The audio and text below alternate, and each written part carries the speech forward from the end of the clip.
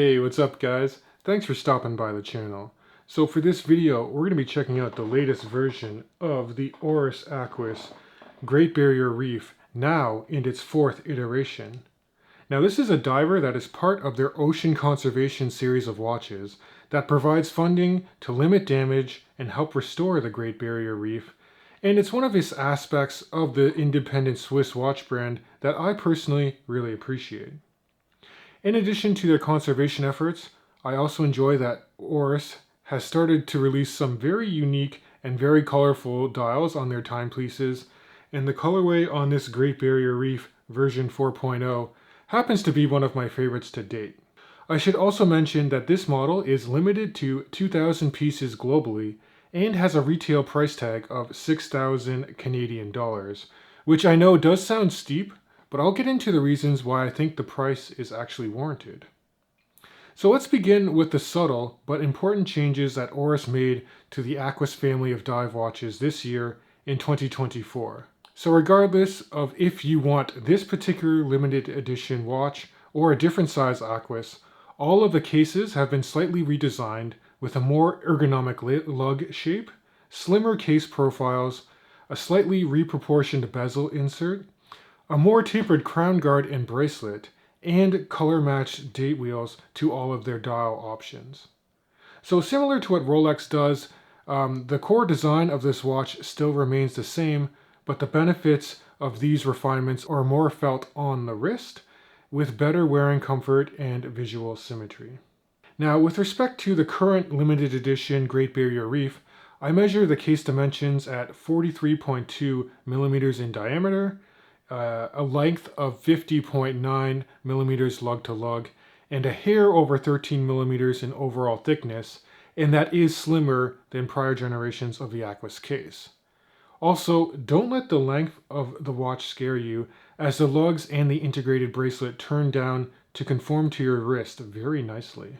Now the bracelet has broader brush center lengths than prior generations of this diver, and exclusive to their in-house caliber 400 model movements, it also has a quick change swapping system that allows you to swap out the bracelet for an OEM strap without needing any tools.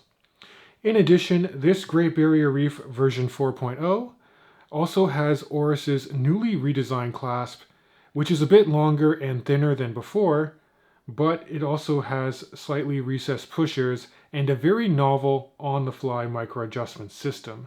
So you can press down on both of the pushers to move the clasp in and out a few millimeters to accommodate your wrist size throughout the course of a day. And this is an excellent feature that I hope they should introduce into other non-flagship models moving forward. Now on the wrist, this watch wears very well. For reference, my wrist size is 7.5 inches, but I think people with even a 6.5 inch wrist could pull off this 43mm version of the Aquis. In terms of its weight, this watch does come in at 171 grams on the bracelet and sized up for my wrist, which is substantial, but it's also comfortable with the kettle-shaped case and a very nice taper to the bracelet. The case back on this one is closed, and it has an elaborate coral reef engraving on it. And you don't really feel this engraving digging into your wrist at all. And inside of this watch ticks their in-house caliber 400 movement, which is fairly robust. In fact, they back it up by a 10-year warranty.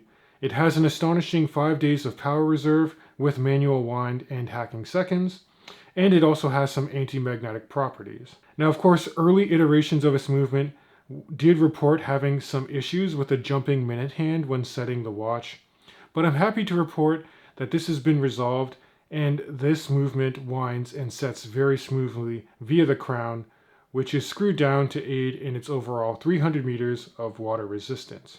But honestly, the star of the show is going to be that beautiful gradient dial.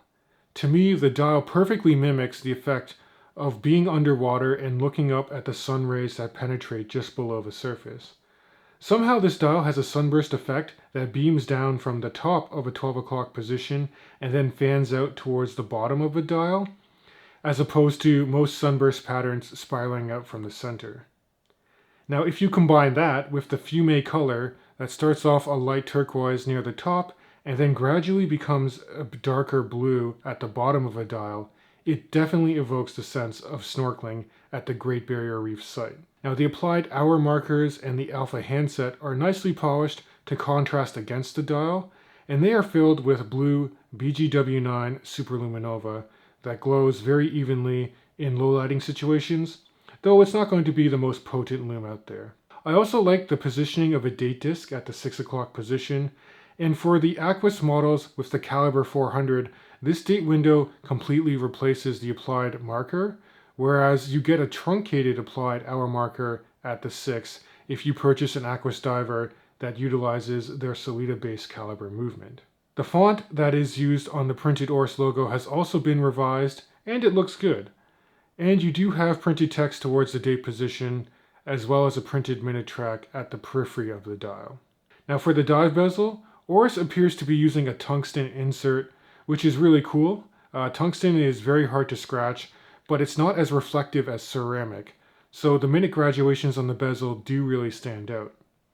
In terms of bezel action, it does operate unidirectionally with 120 clicks that are a bit springy, but it does have nice resistance with very little backplay and good alignment. So at the end of the day, I think it's an excellent diver that really captures what I think this brand represents in 2024 for its conservation efforts and innovation. That said, this is not a real subtle watch to be wearing as a daily driver, but I do think it would fit in perfectly with a collection that already has the basics covered with some other versatile timepieces.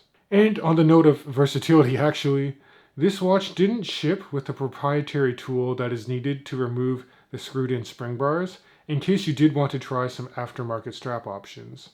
I wish that ORIS did include this tool in the box, and perhaps my only other critique is that the new clasp triggers are a bit difficult to suppress when trying to remove the watch. I mean, they do work and keep the clasp secure to your wrist, but the amount of force required was not always consistent to me when you compare it to the old clasp triggers.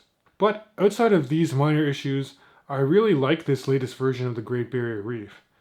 And if you were to consider other divers in the around $6,000 category, you might be looking at, say, a Breitling Super Ocean, or for a bit more money, you might be looking at an Omega Seamaster Professional at retail.